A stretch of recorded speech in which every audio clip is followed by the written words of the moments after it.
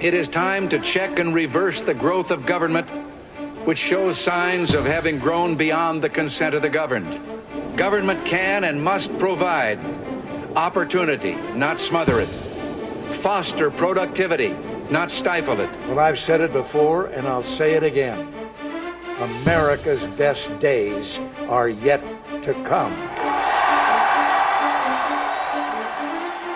From Del Mar to Middletown, Bombay Hook to the Brandywine, Dover to Wilmington. This is the Caesar Rodney Institute Policy Podcast. Here is Caesar Rodney Institute Communications Director Sam Friedman with Ron Russo, Senior Education Fellow at CRI. Ron, you had an interesting piece that you just put out about charter schools and what is the original intent of those schools, given that there's been a movement now here, especially in Newcastle County, to limit the growth of charter schools or even to shut some of them down, but maybe they're being misused the way it's being done. What do you think?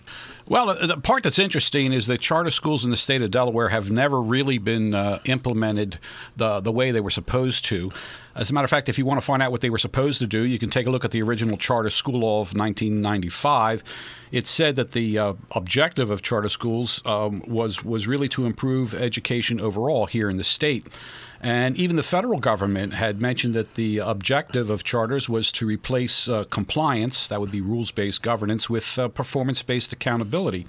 So the idea was that there would be a change, but that change, which people seem to have missed, is that the change was going to be in the traditional schools.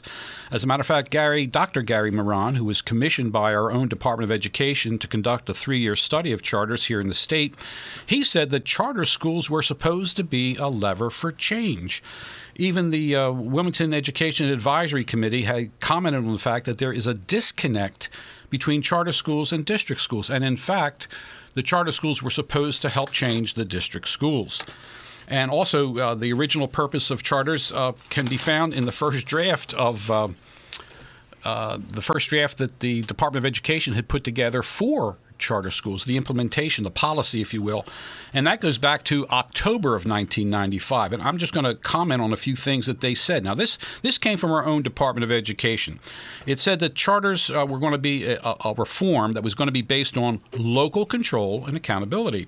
They also said that reliance on bureaucratic decisions would be a thing of the past. They were going to empower local communities to try new and unique solutions to problems that were facing their own schools. Notice it's a very local thing.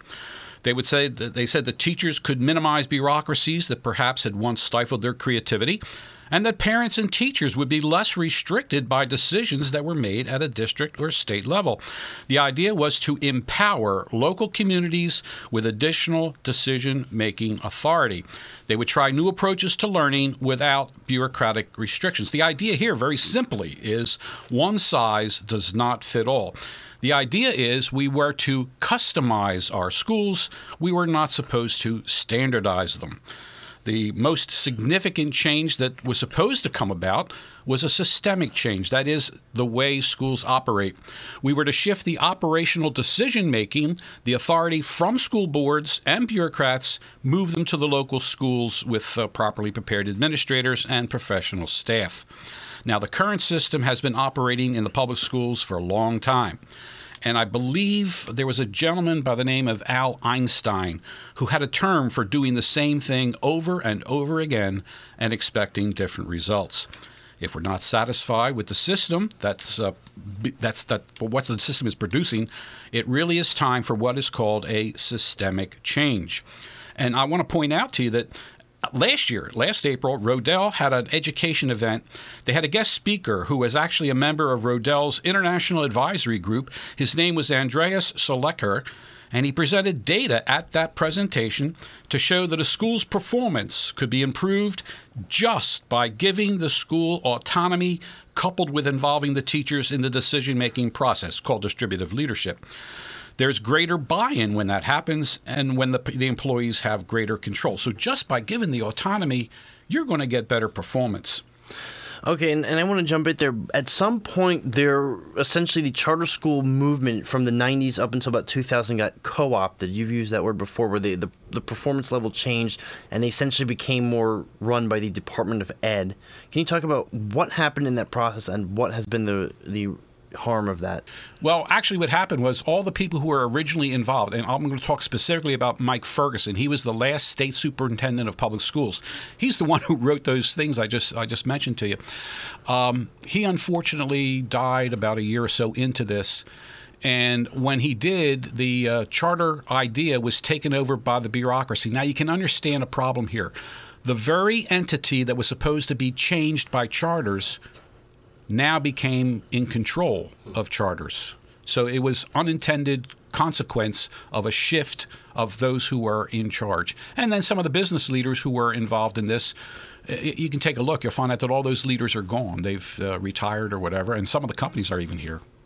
Okay, and I just want to shift into another topic that's been very hot this week, the opt-out movement. Now, charters go into the whole school choice movement, education reform, and now we have the Common Core, the Smarter Balanced Assessment Consortium that's brought in, and a bunch of parents do not want their children to take part in this exam, and unfortunately, if they don't do that, then we can't have an accurate result from the assessment.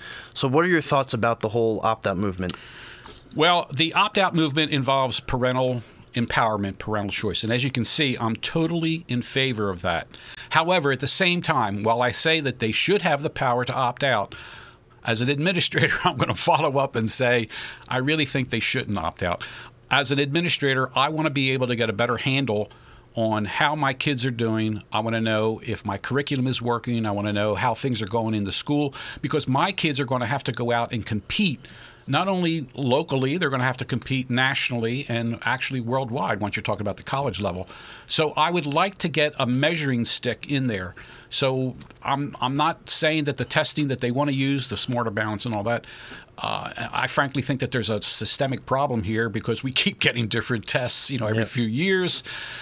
We should find something that we're comfortable with, stick with it. You can opt out, but I would like you to have your sons and daughters tested so I can improve my school. All right, Ron, well, thank you very much for joining us. I'm Sam Friedman. Thank you for listening in. Don't forget to subscribe to our CRI YouTube channel so you'll be up to date on all the latest info on the Caesar Rodney Institute.